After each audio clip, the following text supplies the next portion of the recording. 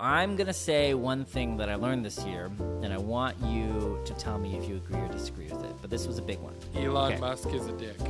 Welcome to IdeaDrop, the show that doesn't even skip Christmas. Nope, 24/7. We are ideating on businesses that can get you out of your 9 to 5.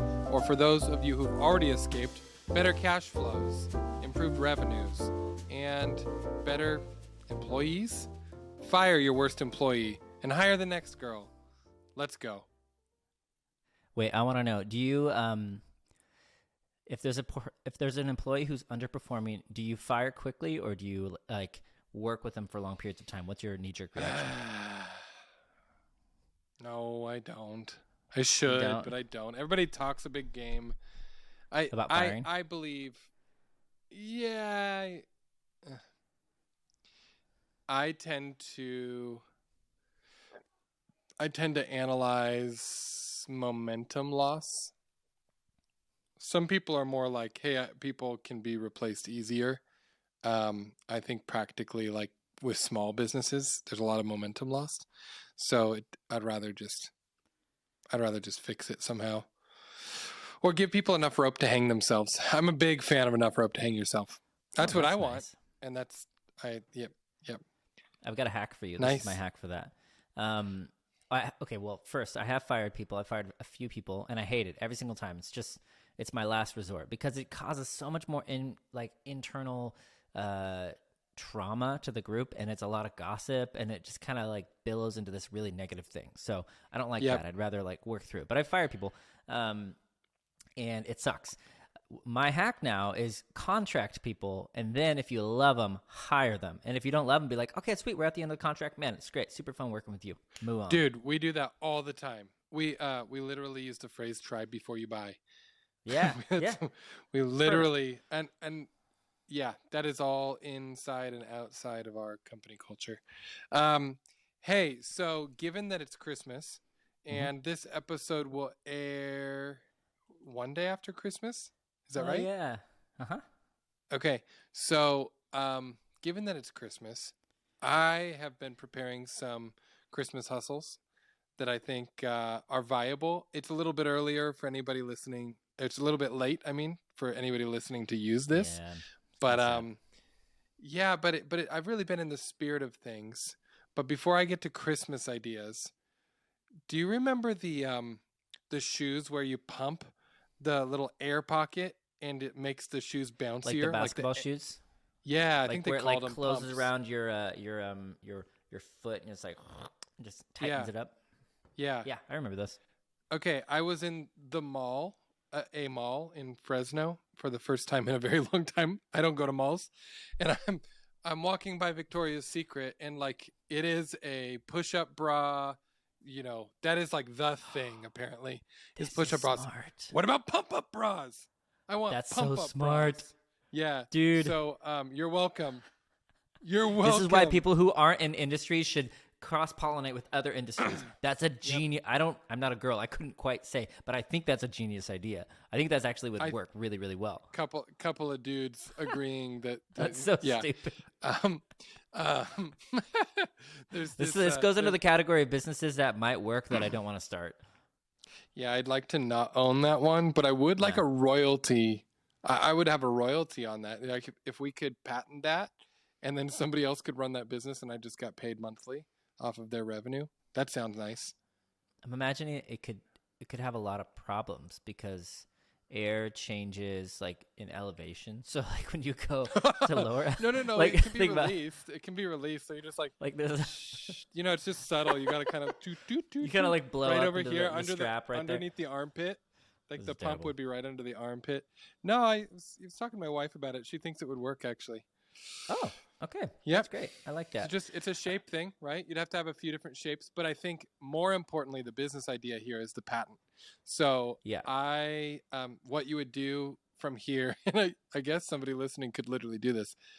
You could go do a patent search. You can use Google Patents, or you can just go US patent search and look for phrases and lingo like, air supported bra or air pressure. Okay.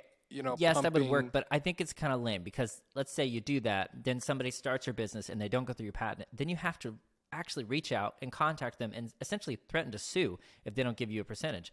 And that's a headache. I don't want to do that. Yeah, but I can solve that problem too. Oh, I just call the lawyer that works on commission, and that person does it. It just if that thing actually is intrinsically sound as a patent. Now the problem is patents cost on average $20,000 to get for a consumer product like that, and so you're gonna have to risk $20,000. But to be honest, this one might be good enough to pay the 20. This is ridiculous.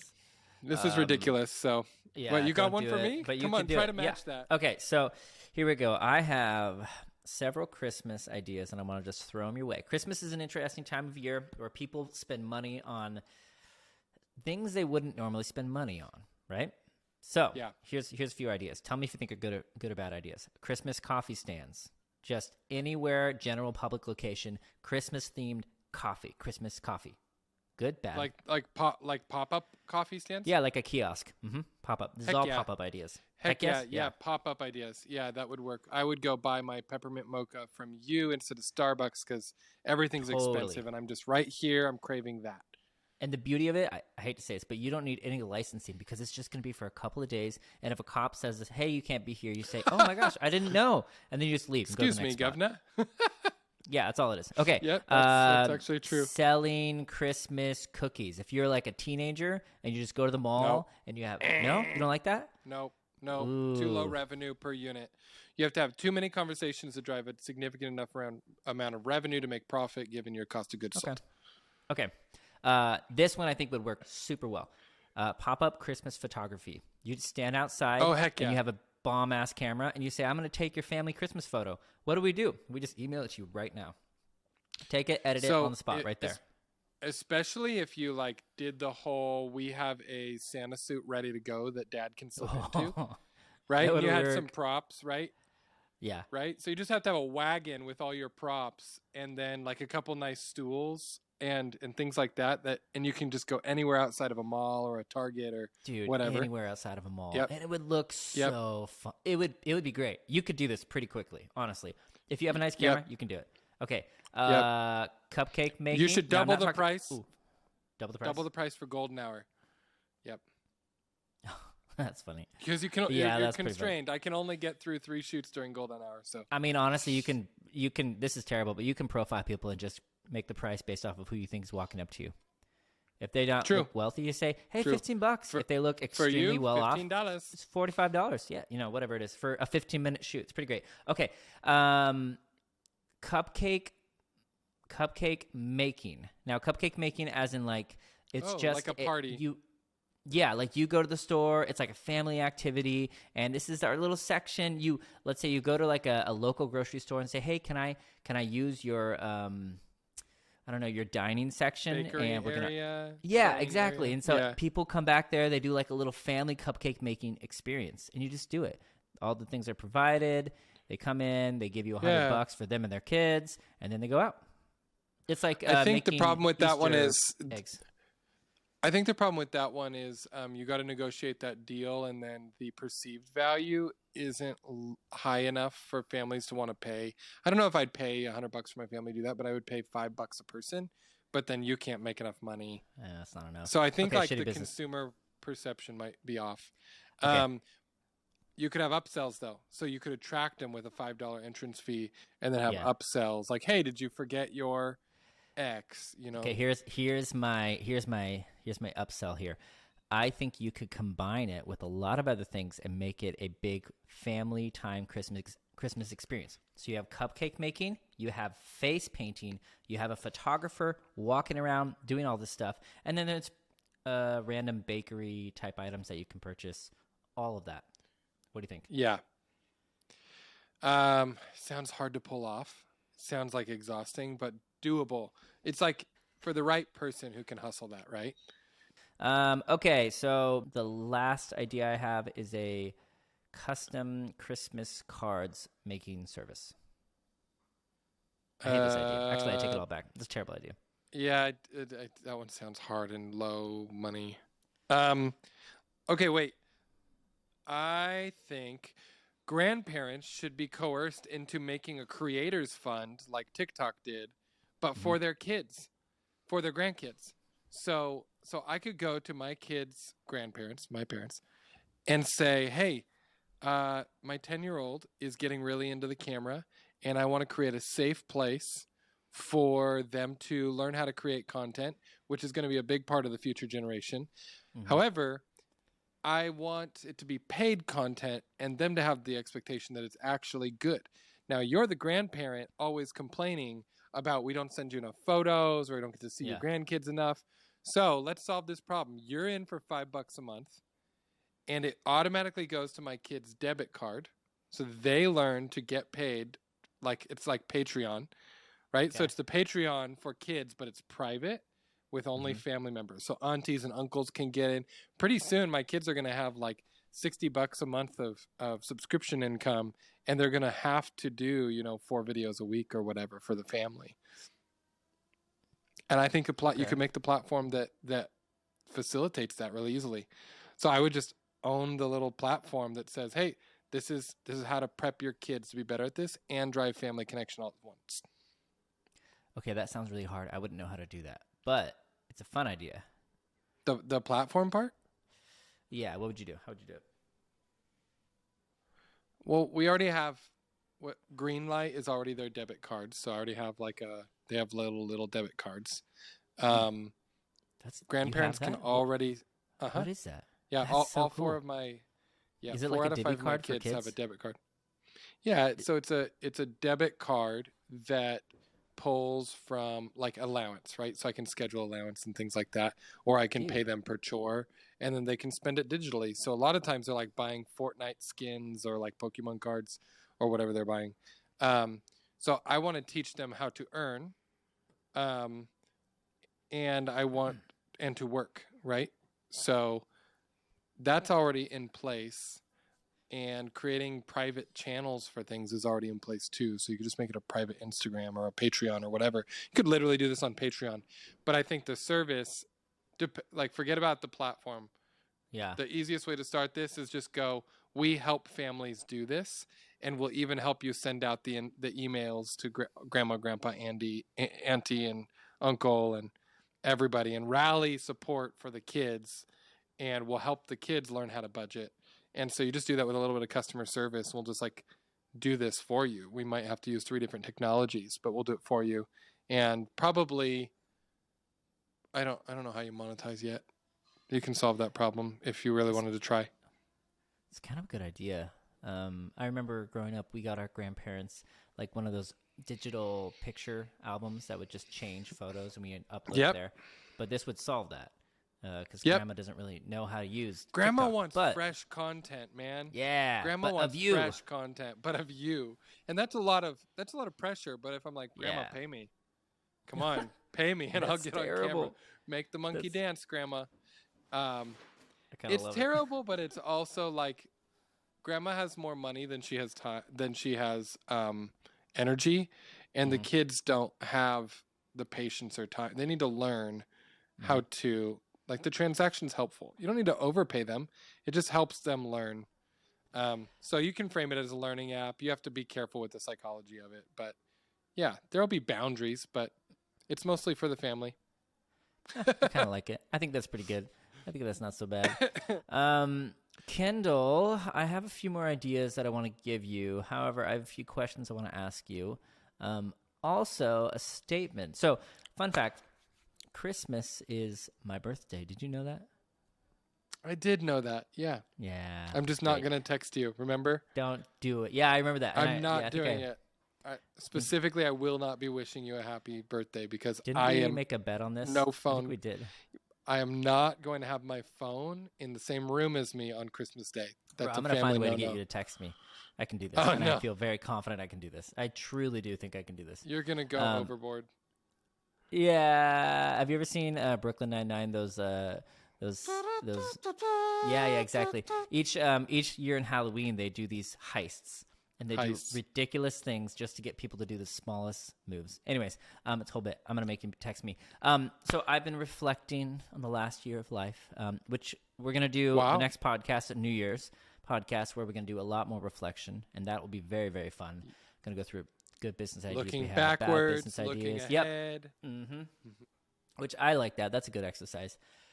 But here we go. I'm going to say one thing that I learned this year, and I want you to tell me if you agree or disagree with it. But this was a big one. Elon Musk is a dick.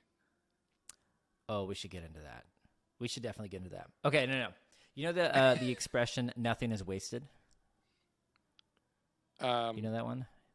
I do know that, yeah. Yeah, so like nothing is wasted in terms of time, in terms of all that stuff.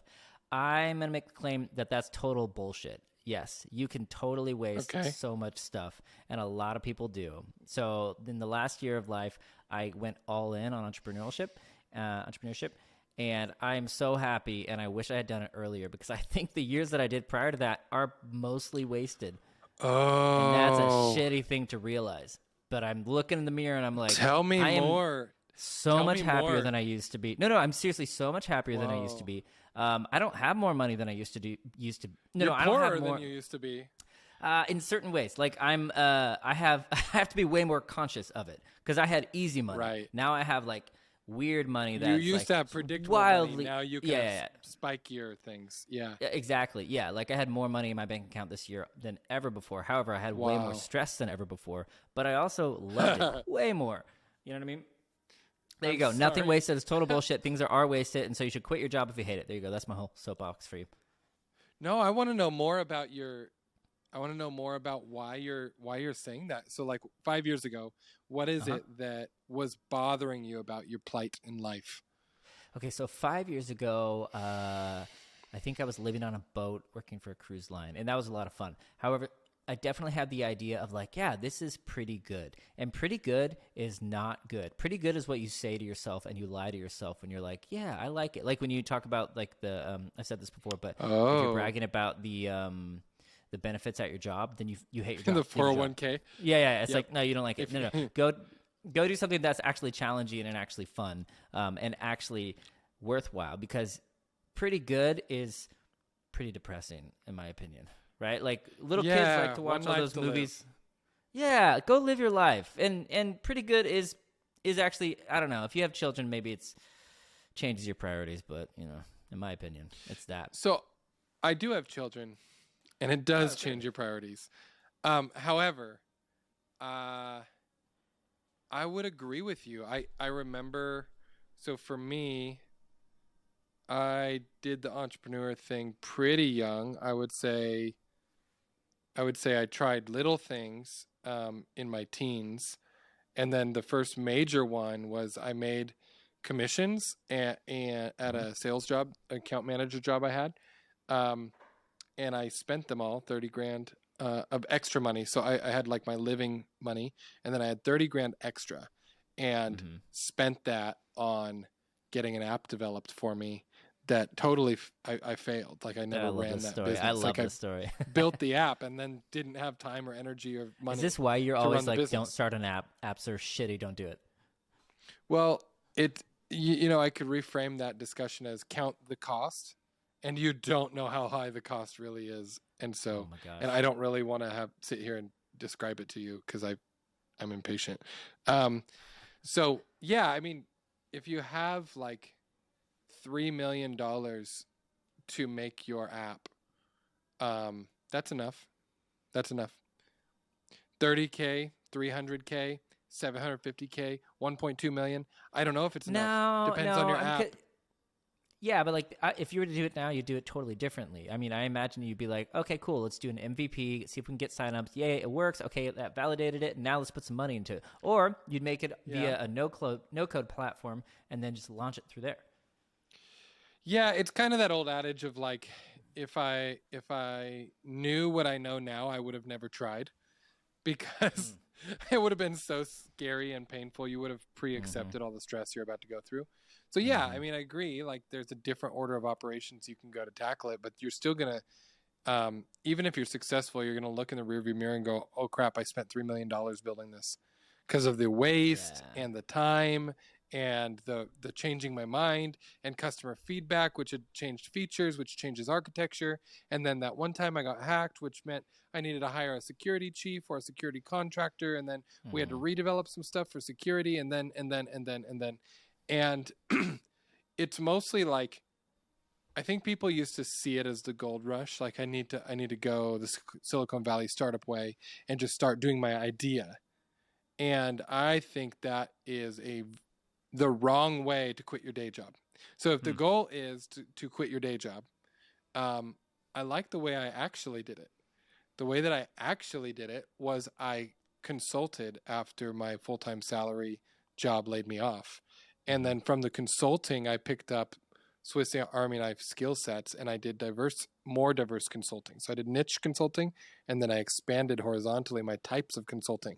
And then from those types of consulting, I found like some maintenance revenue or some predictable revenue. And I ended up working for different people or contracting in different segments, but it allowed me to be involved with many startups. And now that is what I do for a living. I am involved with many small businesses. Have you been a part of? Can Total? You give me an estimate? Yeah, just an estimate. Total? Yeah. It's about, I've been paid or paid. I guess. Yeah. Or I've either paid or been paid by maybe 20. Yeah. So that's pretty good. That's it's not dozens, but it's a lot. It's a lot in a short period of time. Would you bet on you? Let's say 10 years ago. You see you 10 years ago. Would you bet on you? It was too early to take a flyer on Kendall. Like too early is just as bad as being too late. So I wasn't a good enough operator, mostly because I wasn't fluent in time. So now I'm very obsessive over like my fluency in my relationship with time. I think a lot of people pursue fluency in finances and money and math, and I'm like, you're missing your nose to spite your face. Like it is your face to spite your nose. Whatever the phrase is. Like you are missing the thing that's right there, which is time is killing your money. So most things you pay for, you pay out for time. You pay people hourly, you pay people monthly, you pay them for a 6-week contract. Typically, your labor costs, your subscription costs, everything except for your raw cost of goods sold is paid in time. You pay your interest and your loans for time, and yourself. You pay yourself in time. So the number one thing you can do to have more profit in your business is shorten the time frame to get the same result. If it's just a race to the next 50K, get it in half the time and you're more than twice as profitable. Like in most businesses, if you can get to the next 50K of revenue in half the time that you were planning on, it'll probably be 4 times more profit that you're keeping. Plus it sounds kind of weird, but in the human psychology of it all, it's way more addictive and way more fun. Oh yeah, ride that momentum. Like, I'm in. We're doing this. Yeah, it feels way better. I would agree with that. I'd like to go back though. Musk sucks. What do you think? I want to hear. Well, I think like now we've started to see like this whole package of Elon. There's so many the many faces of Elon, and there's Elon like take us to Mars and the moon, Elon. There's take the crypto to the moon, Elon. There's hey, will you take our manufacturing 3-dimensional instead of 2-dimensional manufacturing car floors? Like he's so good at the engineering of a big problem and rethinking it from scratch, which is like one of the things that we do here. We take something that's standard and we kind of rethink it. Like, isn't there a better way? What if we just take that shoe thing and the pump-up shoes and we put it on a bra? Now you can have a push-up bra that's adjustable. You could have a B today and then a C tomorrow and double D later. Like, I think all of these like re-engineering common things. Yeah, you're thinking about it. See, I know. It's actually, I'm like, oh, that actually kind of makes common sense. Things. Yeah. Right? Yeah, it kind of does. It's fancy party time. Now it's like we're just hanging out, watching movies, and Netflix and chill. So I feel like that's the thing that he's amazing at. But then he also knows how gamification. He knows how to gamify human behavior. So he's doing it in the stock market price. That's like how Tesla and SpaceX are literally funded. he knows bankruptcy laws. He knows how to risk without the bankruptcy actually resetting his whole life. He's just taking it at its like fundamental level of our system without any shame or fear. He's just going, look, here's the rules of the Monopoly game, and I will play them. And when you're very dangerous in the marketplace when you can do that. And then when you see him like walk into Twitter and spend, what does a billionaire do but buy a media company? That's what they all do, right? Walks in every billionaire's like got or whatever. yeah, it's time to flush people. I feel like that part of a lot of leaders that wants to be a good leader, as far as like a relational leader or a good human to people, he probably cares about that, but is willing to let that die on the vine in the name of maximizing the actual net result. And I mad respect for that, but I would never want to be Elon, or I would never want to work for Elon. But I certainly am here for watching the show. Oh my God, it's so fun to watch. Dude, okay, it's so fun to watch. Number one, he gets a bad rap for something that really sucks. So he fired I think a third of it, right? He's not the only one doing this. A third of Twitter? Yeah. Goldman Sachs did it, Facebook did it, everybody. Yeah, totally. Everybody's firing. Now, I am actually really anti people over profit. I'm anti-profit over people. I do think that you should find a way to pivot your company so that people can work to stay in, and that's great. Those people will probably be fine. They have a great resume. They'll go on and find new jobs. But, dude, he was a dick about it. He was a total dick about it. Now, I think he is physiologically slightly different. Like, he has some form of autism or something like that, so maybe he doesn't feel the effects of... It's quite possible. Yeah, so he might be low on the empathy scale, if you will, and so he's not getting it. But narcissism gets a bit of a bad rap. There's actually some really great positives. One of the positives is that he probably made it so Twitter could go further and do better. Now here's the negative. He's blowing it. He's blowing it on every level. He's screwed up so much on how he's running Twitter, and the only thing he did right is figure out, oh shoot, I should probably leave. And then he posts a poll. Did you vote in the poll?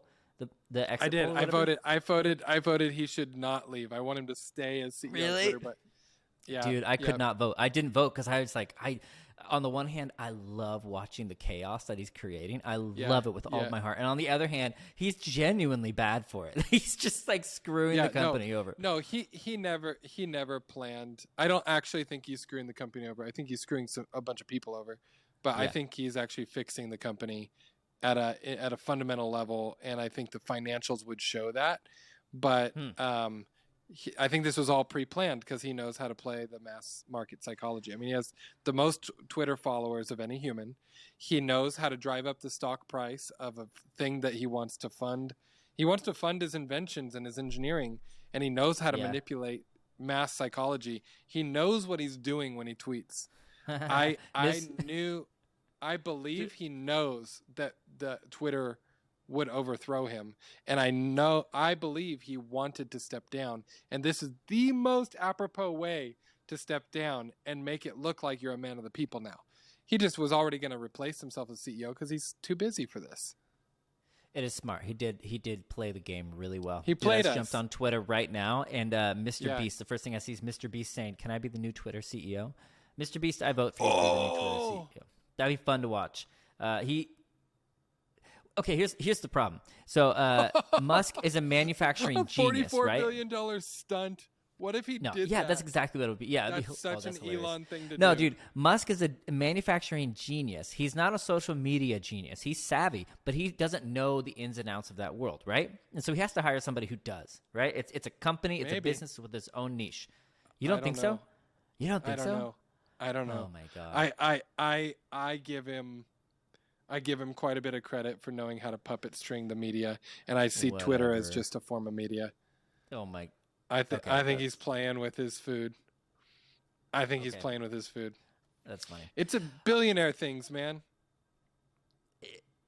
Yeah, it's kind of true. Billionaires do different things. I've long tried to figure out what businesses exclusively appeal to billionaires, and I'm still trying to figure out that problem. If you can think of any, let me know, because it's a whole different world. Okay, I have actually a social media business idea for you. You want to hear it? No, first, can I answer your service for billionaires? because I have a service for Elon. Do you really? Yeah. So are you aware that of the private jet tracking where they can track Elon's jet and other billionaires' jets because the FCC? Okay, so the FCC publishes live data of every like registered plane in the air, and you can go get that on the internet. Well, people have made very, very like millions of followers accounts, popular accounts on Twitter, just following people, right? And Elon had a run-in recently with somebody who was like threatening one of his kids, and so he was pissed. Like, so I think this was last week or last month, and so he went from saying, I will never shut down these flight trackers because it's publicly information and I'm here for free speech, and even if it's targeting me and that sucks, I gotta hold the value of the many over my value of one, and changed his mind after that event, right? So now all trackers of doing anything that they made a Twitter policy. So like pros and cons here. So the good thing is he didn't make it about him. He said tracking anybody in a way that harms their safety is now removed from Twitter. But also you're a hypocrite, right? So you're a hypocrite in this one thing. I mean, damned if you do, damned if you don't. This just is a shitty part of running a social media empire. But he literally said, this is publicly available information. So Twitter is the place where you're allowed to say whatever you want, post whatever you want. If it's publicly available and not illegal, you can do it here. And he's now overridden that fast. Go ahead. No, because that's the problem with free speech. Everybody's all free speech, free speech, free speech. It doesn't Until exist, it harms and it never will. Yeah, no, but it's completely necessary. It's contextual speech. It's truly what we have to do. I mean, it goes down to why did Lady Godiva become so famous? Because she rode into the streets on a horse completely naked just to get the attention of men because, nobody would listen to a woman, right? So you have to do something that's completely flagrantly wrong, which is violating free speech that turns heads, right? So free speech doesn't exist, and Elon Musk is getting slapped in the face with it. He's not a philosopher. He's just a freaking. It's very difficult. It's very difficult to know how to lead millions of people and govern things that affect us all. But here's what I would sell him. Okay, the airlines can all be tracked, and you guys are getting whatever bomb threats or crazy people or obsessive people. I will make a registering service and make it look like you're a bunch of places at one time, and also allow you to rent out seats on other people's jets so that you can do whatever private, like ride sharing amongst people in an inner circle. So you got to be a part of the whatever. You got to pay your own annual fee to be a part of this. Like a scrambling. And then we're gonna. Yep, and within the cone of trust, you can hop on each other's billionaire jets. But more importantly, we're also adding extra tracking that we don't know who's on Elon's jet, and we don't know who's on Mark's jet. And we would also obscure the entities that register.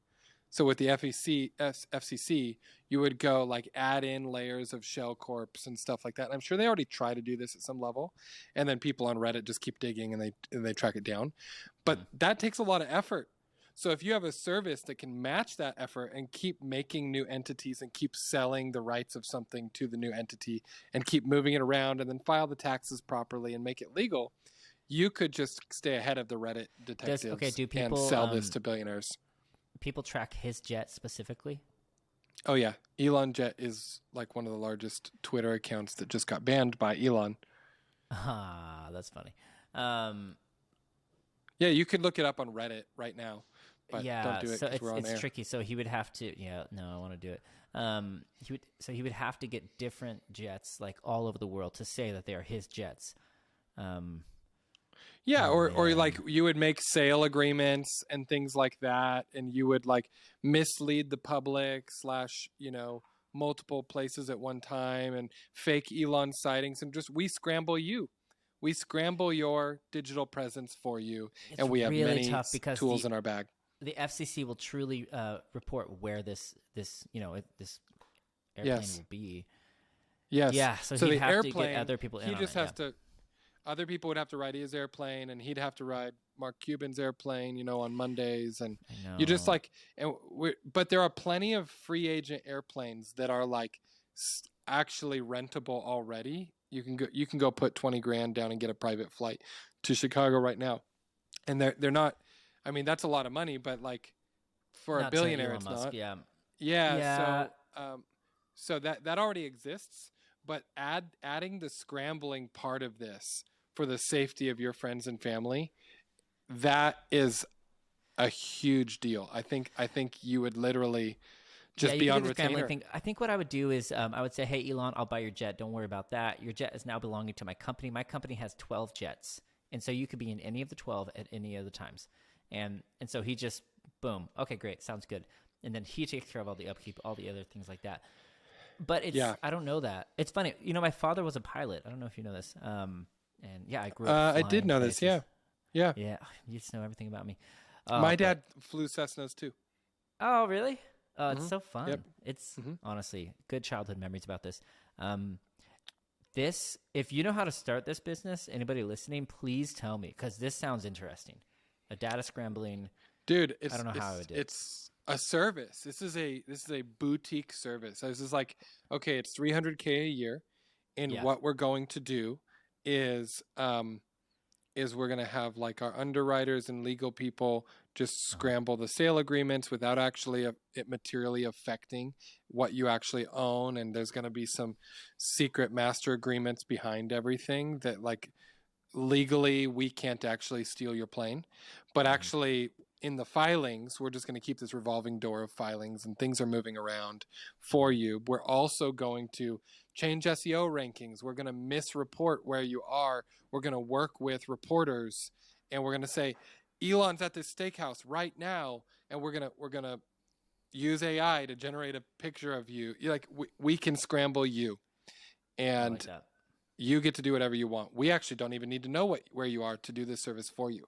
You don't have to tell us. There's no integration. We are literally just going to take care of the misinformation campaign of your location. I like it. I think it's a good idea. I actually think it's a great idea. Okay. Give me a points. Like, okay. Let's say I already had money in the bank and I could start this and I didn't have to pay myself for the first year. Let's say I have enough money to like float myself for a year. Do you think this is pull-offable? I don't know anything about the FCC. I wish I did. I don't know anything about that world. I know a lot of people who do, so I know where I would go and ask. However, the hurdles could be enormous. I do know about putting out information. That's pretty easy to do, but how do you make it so believable? And people, like Elon Musk shows his face, it's on Twitter. He's somewhere, right? Well, so it's going to be hard. Here's what I could do then. So you could buy a small law firm that already deals with wealth,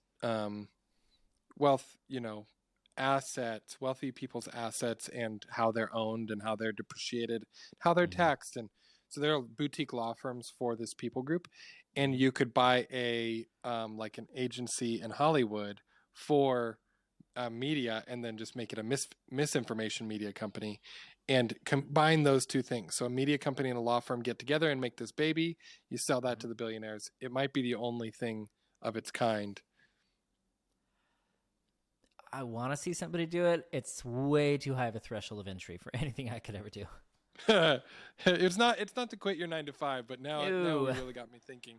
What I would do is how I would do it though is I would contact a billionaire who has this problem and say, hey, I want to build this for you. Can you fund it? And then we market it together to everybody else. Okay, Andrew at TinyCo. He's a new billionaire. He's and it's probably not even fair to. I don't even think it's fair to call him a billionaire. It's just like the stock value of some of their companies. Like technically, it's whatever. It's a gray area. Yeah. He's growing. He's going to keep growing. I like his business model, and he is the right type of savvy to understand this. So like I could reach out to him and just be like, I think this will work if you can tell me how this affects your life, or if it will, the more vocal you'll get. Um,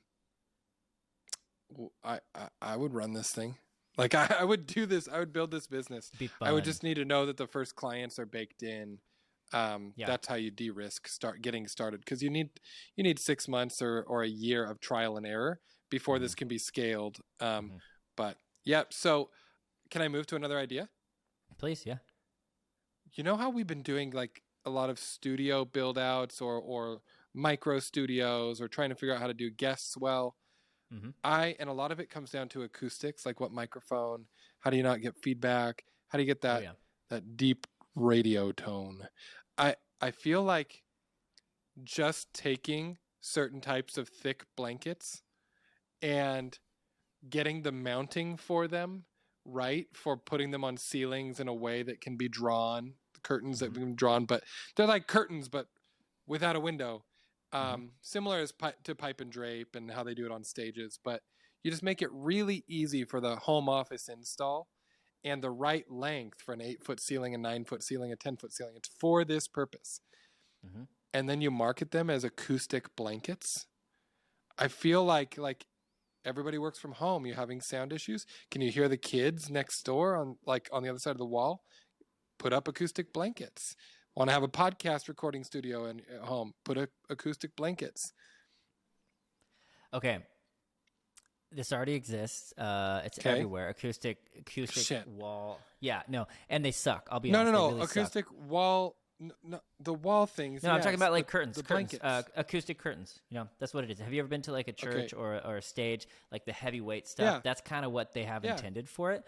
The problem is they're not marketed work to the right audience. No, they're not marketed at all. You're fixing a marketing problem. And that's what I'm doing. Get it. How much would you charge? $100 maybe per? No, maybe more. Yeah, it could be like 200. I would do like $80 per like section, right? And I try to get the price down for the consumer a little bit, but make the clips or the mounting thing very do-it-yourself easy into the drywall, while still holding acoustic blanket amount of weight. Yeah, it's totally doable. It's just a marketing thing. I don't think you have to invent anything. You just have to take good mounting gear, the right lengths, do black and gray, and thick blankets. Just thick blankets. Just that are thick ass blankets. Yeah, that's all. Yeah, it would work. It wouldn't be that fun because then you have to inventory all these things. I don't like that. Inventory is a pain in the ass. Yeah, but it depends on your margins. Like blankets are so cheap to manufacture. So if you're not promising like high-end studio quality, but this is for the home office and it's for this remote era we now work in, it's an elegant solution to decor too. Because like I could have this behind me right now and you wouldn't know where I am. Yeah, no, definitely. So, absolutely. You can be anywhere. Just to slide across. I think it's great. I've done a lot of studio installs and we have done this and it works fantastically for small light applications. Yeah. Which I think post-COVID now we have a lot of. So I think a lot of people are trying to figure this out. Okay, here's a better idea. Okay. I want to, and we might consider doing this as one of the 12 for IdeaDrop that we want to do. Yeah. So this is a candidate.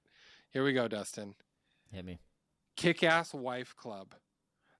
This is a website with the top 100 gifts that you would buy a kick-ass wife for Valentine's Day, Christmas, birthdays, Mother's Day, etc. For those people who don't want the mushy stuff, they're not into the flowers, they're the kick-ass woman. And you married one of those. So it's just an affiliate. She can sign off on this. You could inventory some stuff, affiliate other stuff. I don't care how you keep the margin. But I know if you can aggregate the traffic and send the men to go there to buy a gift and the wife can sign off on like that brand, it knows me. I know my wife is kick-ass. She has a freaking hunting bow and I don't have a hunting bow. She has the hunting bow that takes a turkey's head off. It's like a V and it's literally like you hit the neck so that you kill it in one shot with no escaping turkey with an arrow in its lungs. It's terrifying. Like she has kick-ass things. She wants fly fishing gear for Christmas. Like she's asking me for like Air Jordans. Like I have a kick-ass wife. And so I was thinking like all these things that I do for Valentine's Day, Christmas, birthdays, they like slightly miss because the options that are suggested to men for their wives are like not really my wife. And so I have to go, what does she really want? And she really wants to be more and more kick-ass the older she gets. I think this would work. Here's how I think it would work. I think if you just made it affiliate marketing, you could make, I don't know, maybe $10,000 a month with very little work, though. That's the cool part. Yeah. You just have to get. I mean, it's easy to start, right? You just have to go find the good stuff. But go find the good stuff. Sit down with your wife and just make a website. I probably wouldn't start with a website. I probably would do that after I get like viral content going on TikTok. Do you start? So I would get people laughing. Yeah, I'd get people laughing around like, it's like your mystery box video that you made.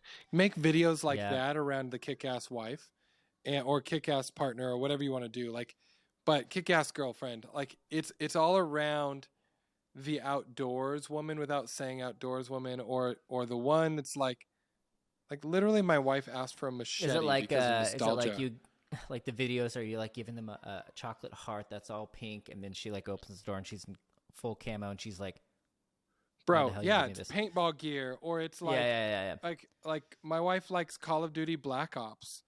Nice. No joke. Like she wants an Xbox and Call of Duty to work. And so I know that there's enough of a percentage of people out there like her that are misunderstood. She feels misunderstood. She feels like, dude, I'm not here to be a dude. I just am here to live my best life. And how come dudes get all the fun? Like she might want to go skydiving. She probably does. You should take her skydiving. It's so much fun. I don't want to go skydiving. What? I'm not a pansy, but I'm just not into it. Jump out of a plane. It's great. Oh, my gosh. Why would I jump out of a perfectly good chair that's already floating in the sky? All right. Thanks, Dad. We've all heard that joke. I'm just saying, though, it is a good time. It's a really good time. Okay, this would work. I think the affiliate marketing thing would be great. The big shitty part about it is you'd have to make tons of videos, so you have to be comfortable being on video. So if you and your spouse are good with doing this business would work, and you would make enough money to be happy. You would not make good money. You would make enough money. I disagree. I think it could be a huge brand. I disagree. Really? I think you can make loads of money. Brand it huge, but you have to just go down the road and go pretty far, right? But yeah, you could definitely do that. Okay. Yeah, but I'm going to give you a better. I don't see the. Let me give you a better idea. Like. Okay. Okay.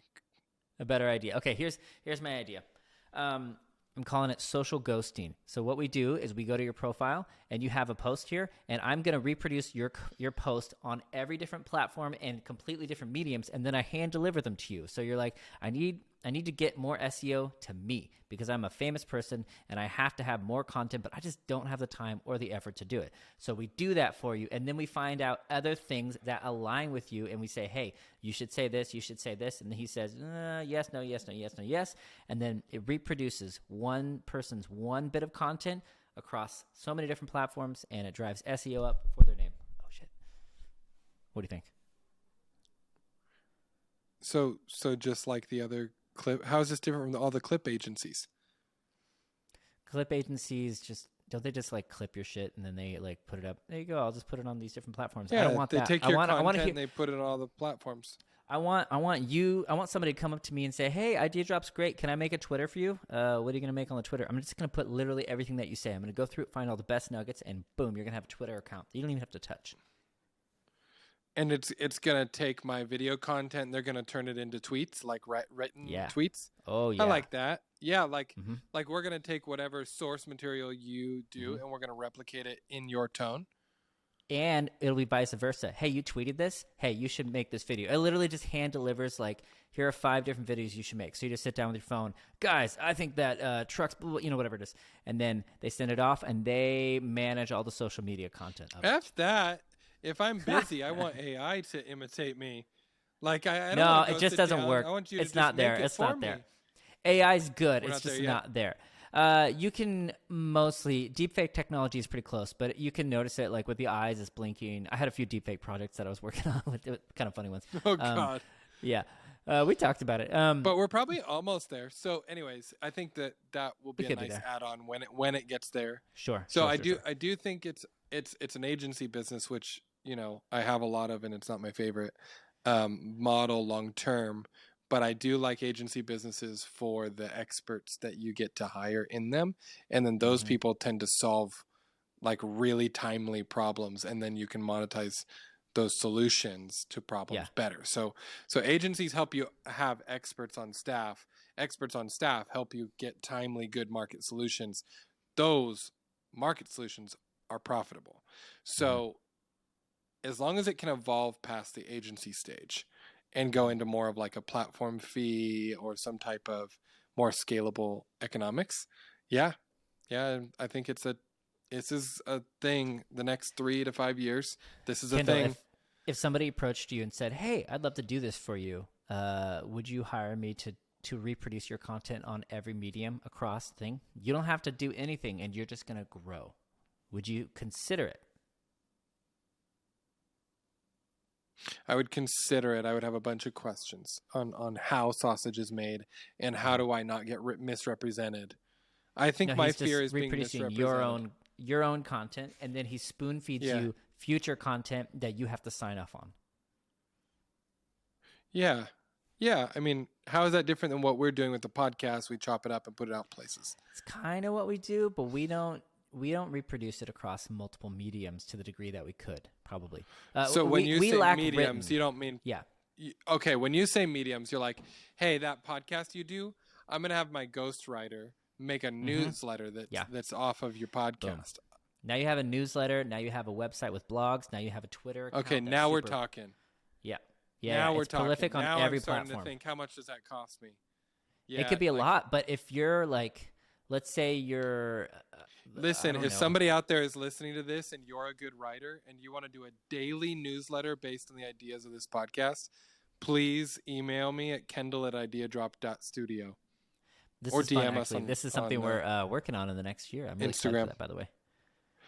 I mean, yeah, we are, but like through who? Who's going to write it all? I think like you're going to run out of time if you try to. But if we have somebody, you're going to use AI, that's even better. You? Totally, I'm using AI. Absolutely, but the AI is just you still need a great editor. Yeah, no, AI is good for the 80-20 of it all. Like you just get 80% there, and then you have to be a real person and just give it a little once over. Anyways, I should probably go. It's my wife's birthday. I got to be a good husband. Do you have anything else you want to do before we go? Oh, yeah. Can I pitch you like a closing idea? Yeah, hit me. Okay. Crap, I have so many. Shit. That's good. We have another podcast next week. We could even do an extra one if you want. That's true. Bluetooth boombox earrings. We're so close. This goes into Kick-Ass Wife Club too, so like this would be on their website. But like I want to give my wife earrings that are like high quality little microphones, kind of like AirPods, but designed to not be directional inside the ear, but they're actually just a high quality woofer, but very small, as a boombox that you wear externally on your earring, and it looks like a little speaker that's awesome. And you just like set it on the charger, like those non-wired charging plates. Do one of those. Okay, this is a shitty idea because you can't. If you've ever had headphones and you kind of let them sit halfway out, they don't have a good connection, and so that's a huge problem. You can solve this problem with hearing aid technology, which some of them wrap around the inside of your ear so that you can still have audio go in, but it also transmits audio in. Does that make sense? So it's like an augmentation. No, it doesn't make sense. Good connection to what? A good seal, right? So take your headphones. No. I want them externally. Yeah. Then it's just gonna sound really bad. They're earrings. Yeah, it's gonna sound like. Why? My iPhone sounds pretty good. Yeah, then the whole world is going to know you're listening to music like that. Yeah, that's the point. They're boombox earrings. What do you think boombox means? I walk into the party. Take some AirPods, just hold them out. Party now. Oh my God. Yeah, yes, I want you to do this. Lean into that. Nobody will buy this. I want you to do this. Please do it. Please. Make a landing page with a mock-up of these. Actually, JD has a high-end animator he's been working with. We can make mocks of these, and then we can go like run an ad on do you want to buy these for $60? Because it would cost $60 to do this well. Dude, it would be so easy to make though. Literally just take cheap AirPods, Yeah. like an off-brand, and then just repackage it. Done. But I want a better sound than that. I mean, we're claiming the word boom in boombox. Yeah, but it won't happen. There's that physics problem because speakers have to be big in order to produce low frequencies. The reason why these speakers do okay in your ears is because it's connected with your body, which thusly increases the perceived size of the speakers. It resonates. Oh, so like your skull is the boom of the boombox. Yeah, you're resonating. Crap. Yeah, like hold out like a little tiny speaker out here, and you're never going to hear low end. It doesn't exist. Party. Okay. All right. Scrap that. Okay. Well, glamping. You know how glamping they have these like vinyl tents. That have you been to Yosemite? They have like a whole camp area where they have these like cottages, right? So they're like 6-person or 8-person little vinyl tents that you can run a heater in and stay somewhat warm. But really, like the cost of construction is so little. It's just a frame and vinyl. Yeah. So I feel like you could make a glamp ground. And instead of monetizing a glamp ground like everybody else does, like, hey, come and stay and just, rent this place for the weekend, you do it as a camp business. So instead you kind of rethink the economics. Like, oh, we're gonna throw 300 students in here at a time. It's science camp, but parents want a break, and it's going to come with like babysitters built in, but we're not going to call them babysitters. We're going to call them like hiking instructors and safety guides. We're just going to rebrand the word babysitters and give mom and dad a break from the kids for the weekend. Meanwhile, we're going to charge $300 per kid, and we're going to bring them in 300 kids at a time. And you can make a glamp ground pretty cheap and do 300 times 300. Now we're talking, what is that, 90K? Yeah, 90K of revenue for the weekend. And do it multiple times a year. You've got a nice little business. You just described summer camp. And they are there. Here's the problem with summer camp. Okay. They invest tons of money in the infrastructure. There are paths. There are all these like high-end bathrooms. They got to have log cabins. They have cafeterias. It is millions and millions and millions of dollars of infrastructure. Glamp grounds are like tens of thousands of dollars of infrastructure. So the investment to income ratio is massively different. This is a good idea, actually. That's a great Which point. leaves you a ton of margin for running ads on your brand new camp. Yeah, so I've seen a lot of these things done in the form of like backpacking, like summer camps, and that's awesome. Not for everybody. Yeah, it's also kind of hard. It's just not for everybody. You can't get 300 kids through here. I want more quantity here. So if we want real throughput of those little bodies, I think we got to make a glamp ground, and you can get cheap land and some pretty forests, especially near the areas where I live. Like, this is very doable in a lot of places. Cheap, relatively cheap. Big plots of land can be owner financed for 10% down. I've seen that done a lot. And the vinyl, I mean, you've bought vinyl in scale. I mean, we're talking about aluminum frames and vinyl, and then some heaters and some outhouses. Yeah, it gets complicated in that you're going to have a whole like the food's catering gonna be an issue. You're gonna have to just catering food. Mobile kitchens are a thing. We've solved this. It's built into the price of admittance. Yep. I don't want to do. My this brother business. has a. I don't know anybody who would want to do this. Yeah, no, this is a terrible business to run. Yeah, but you're babysitting for 300 kids. You have to. You have to get 300 kids. Then you have to get at least 20 to 30 adults that are smart and good with kids, good enough with kids, right? Yep. And then your lawsuit background central. Checked. Yeah, of course, background check. But there will be a lawsuit eventually. Waiver. Yeah, no, but some kid's going to break their arm. The margin pays for my lawyer. You're signing up for the biggest headache on earth. And it would work, and there would likely be some money in it, but it's not how I want to make money. I'm sorry, I'm shooting down all your ideas today. But no, this one would work. No, this one. Yeah, of course it would work, but is it worth it? This one is working. Here's my counterpoint: is this one already is working all over the world? Okay. But I'm changing the economics. I'm just repositioning some of the marketing. Okay. I'm lowering the cost of making it happen, and I'm increasing the ad budget available to get customers. So I don't have to go make deals with schools on like year one. Yeah. Any business can work. It's just, do you want to make it work? And I think this is one of those businesses where you'd have to say, this is a calling and I believe in this. That's what it would take for somebody to do this. And yeah, but that's like every good business. No, some good businesses like are just like funny and easy. And if it fails, it's fine. It's not a big deal. Well, you're changing people's lives here in a positive way. You're gonna impact how people grow up. Most people don't want to be like, I have 10 little businesses, entrepreneurs, and one of them's doing quite well this year. Like, most people want to obsess over something. So this is just like a great thing to obsess in, because you can build it with your sheer effort and medium amounts of money. You could do it, but it would be like, you are building a family. Like, you have counselors, you have emotions, you have to be a little just a temporary family. Youth groups do it all the time. Yeah, it's true. Youth groups do it on volunteer labor. If they can do it on volunteer labor, we can do it on paid labor. Come on. All right, that's the show. If you like today's show and you like my ideas better than Dustin, please tell me on Instagram. You can DM us there, and someone will respond to you, even if it's not us, but it might be us.